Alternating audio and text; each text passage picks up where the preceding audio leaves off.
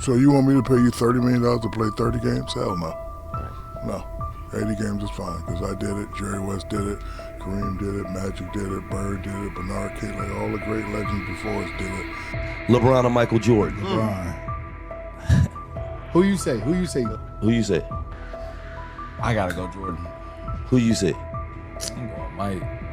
Why you say Mike? Just because how much he dominated his era.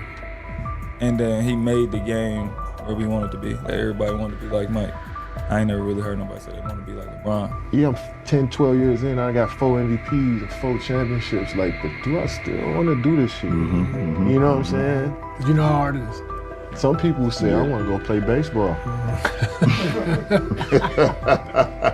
Right? Yeah. And then Okay, LeBron, one of the greatest ever. Can't give me 25 points. KD, one of the greatest ever. Can't give me 25 points. Anthony Davis, 8 rebounds. that's easy. Devin Booker, 1 3. Are you kidding me? It taught me that I was 22 years old, 23 years old, and I didn't work hard enough. And, you know, when you're young, you think you're working hard, but until you see people that actually work hard, you don't really know what work is. And MJ being 40 years old, you know, we call him Black Jesus, you know, but you know, MJ being 40 years old, and he'd be the first guy in the gym. You walk in the gym at, you know, practice at 11, you walk in the gym, you think you're early at 9 o'clock, he's already got a full lather, he's done lifted, court workout and everything. I'm like, damn, like what's...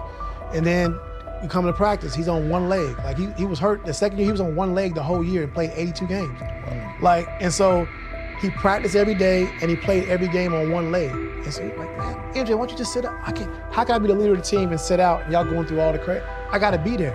Or I lose my power as being a leader. Like, I can't tell you what to do. I'm sitting on the sideline. Like, he was like, damn, like this, like he's 40 years old on one leg, the greatest of all time. That brand is established based on what I did on the basketball court. You know, I didn't put the brand before I put the work. You know, I put the work first and then the brand evolved based on the work. The NBA just got rocked by something nobody saw coming. The legendary Shaquille O'Neal dropped a truth bomb so real and so raw that it ripped through the entire league and exposed the fake hustle sitting at the very core of today's basketball culture. When the smoke cleared, 2 of the biggest names in the sport, LeBron James and Kevin Durant, were standing there, caught up in their own mess, trying to laugh off the uncomfortable truth that had just hit them square in the face. What makes this situation even wilder is the timing, because right as Shaq was calling out today's players to actually show up and play the game, LeBron and KD were out here on a podcast clowning the very legends who built the league they now profit from. They were mocking the foundation that gave them their billion-dollar lifestyles. You simply can't make this up. It all started when Shaq was asked a basic question about load management, the modern practice where players skip games just to rest and protect their bodies. His answer was raw, unfiltered, and came straight from the heart of a true competitor. He said, "So you want me to pay you $30 million to play 30 games? Hell no." So you want me to pay you $30 million to play 30 games? Hell no. No.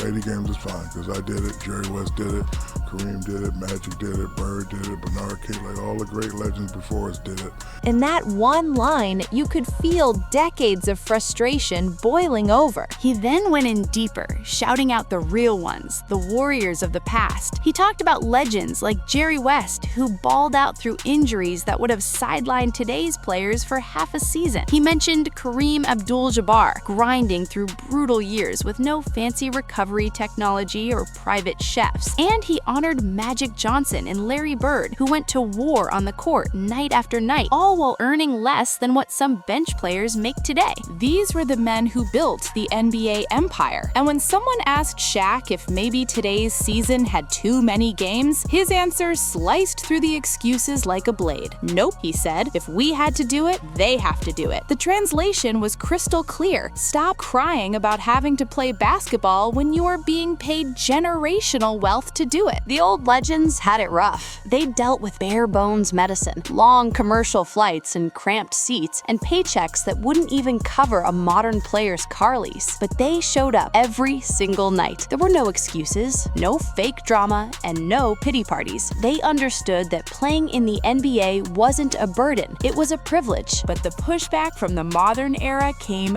fast. Draymond Green jumped in, defending the sit-out culture and acting like skipping games is just a smart strategy. Austin Rivers tried the usual spin, laughing it off with, "That's ridiculous. The older guys played all the games, that's cool, and now they walk around and their knees touch." Really? That's the excuse? Acting like being too rich to play is just a form of self-care? This is the exact mindset that Shaq was flaming, the millionaire pity act. Modern players are hiding behind the idea of body preservation, all while fans are spending half their paychecks just for a chance to see them play. It's like being paid $50 million a year to play a game is some kind of unbearable burden. Even the reigning MVP, Nikola Jokic, got caught slipping. When he was asked about mandatory games, he just shrugged and said, "I mean, definitely forcing players to play, it's something the league probably wants to, I don't know." He was basically admitting that he only wants to play when he feels like it. This is the new wave of entitlement that Shaq was calling out. But the story doesn't just stop there. It explodes, because right as Shaq was laying down the law about respecting the game, LeBron James was hosting his podcast with Kevin Durant and Steve Nash. And what did they do? They took thinly veiled shots at the GOAT himself, Michael Jordan. Durant started talking about how tough it is to stay motivated after years of success.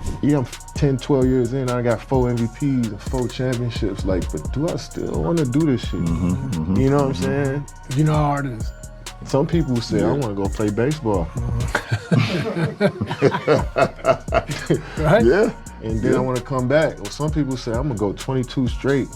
Then he said, with a smirk, "Some people say, I want to go play baseball, and then I want to come back." As he said it, LeBron laughed along. They weren't even trying to hide it. They were mocking one of the most painful and misunderstood chapters of Jordan's life and career. Then LeBron dropped the line that said it all. It's just basketball at the end of the day. Just basketball? This is a man who turned the game into a billion-dollar global empire, who went from a kid in Akron to one of the most powerful figures on the planet, all because of basketball. And now he's brushing it off like it's some casual hobby? Michael Jordan would have never said that. When MJ talked about the game, you could feel the fire in his voice. I love the game so much that I would never let someone take the opportunity for me to play the game away from me.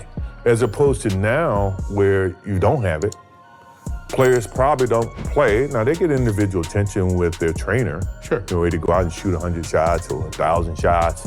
I found that it was, to my benefit was, go play basketball, man. That's what you did. That's what you grew up doing. Larry Bird, he took a whole summer to work on his left hand, right? He did it by playing basketball. He played every single night at 110% because to him, it wasn't just a job or a brand, it was his entire identity. Every dribble, every jumper, every breath on that court was a declaration of war for him. That's the difference between an icon and a brand. But LeBron didn't stop there. He went straight at Jordan's on-court legacy, claiming that the famous triangle offense, the system that won the Bulls 6 championships, wouldn't even work in today's game because the modern era is just too advanced. He was basically saying that his generation is smarter, stronger, and more evolved. It wasn't a sign of respect, it was an act of revisionist history. Then came the moment of truth that exposed his entire argument. LeBron questioned why people in the NBA still talk about championships so much, saying, "I don't know why it's discussed so much in our sport and why it's the all-be-all of everything." Wait, what? This is coming from the same guy who has spent his entire career building super teams specifically to chase rings. Now that he can't catch Jordan's 6 rings, he suddenly wants to change the rules of greatness. It's simple. When the numbers don't go your way, you try to shift the narrative. He's trying to turn the GOAT debate into a conversation about longevity instead of pure dominance, about sustained greatness instead of winning when it matters most. Larry Bird once told a story that perfectly captures the difference between these two eras. He said that the legendary Artis Gilmore once told him, "If you want to last in this league, stop diving for every loose ball." And Bird looked at him like he was crazy, because to him, that was basketball. He knew something that LeBron and Durant just don't get. The game isn't about preserving yourself for year 20, it's about emptying the tank every single night for a chance at glory. That's why Bird only lasted 13 seasons, and why Jordan only played 13 full campaigns. They burned out chasing greatness, not posting toward retirement. They played through unimaginable pain and sacrificed everything for championship banners, not for personal brands. Michael Jordan understood something today's stars refuse to grasp. Being in the NBA isn't a burden, it's a privilege. MJ lived by that code. He said he wanted to impress the guy in the top row of the arena, the one who probably spent money he didn't have just for a chance to see him play. He even cared about the fans who booed him, saying he wanted to shut him up with my performance. That's pride. That's heart. That's a respect for the game that seems to be missing today. And here's the part that Durant and LeBron hope you never bring up, that so-called baseball jab. When KD smirked and said, "Some people go play baseball," he was mocking one of the most painful chapters in sports history. Michael Jordan didn't walk away from basketball because he was bored or tired. He walked away because his father had just been brutally murdered. At the absolute peak of his power, just after winning his third straight title, Michael Jordan stepped away from the game he loved to honor his father's dream that his son would one day play professional baseball. He did it not for fame, not for money, but out of love and profound grief. So when Durant smirks and LeBron laughs along, they are disrespecting one of the rawest and most human moments in sports history. The irony here is almost too perfect to believe. The very guys who are criticizing Michael Jordan are guilty of everything he wasn't. Kevin Durant is the man behind what most fans still call the weakest superstar move in NBA history. After his team was eliminated by the 73-win Golden State Warriors in 2016, what did he do? He joined them. And every time things got tough after that, he bailed again, demanding trades and dodging accountability. And then there's LeBron James. His entire career is a map of convenient exits. Every time he faced a real challenge, he hit the eject button and relocated to a team that was already built to win. This man doesn't rebuild, he relocates. And these are the guys who are laughing at Michael Jordan's sacrifice and dedication. The disrespect is simply unreal. It got so bad that the NBA had to step in and create a new rule. Players must now play at least 65 games to qualify for major awards. Imagine that. Grown men making tens of millions of dollars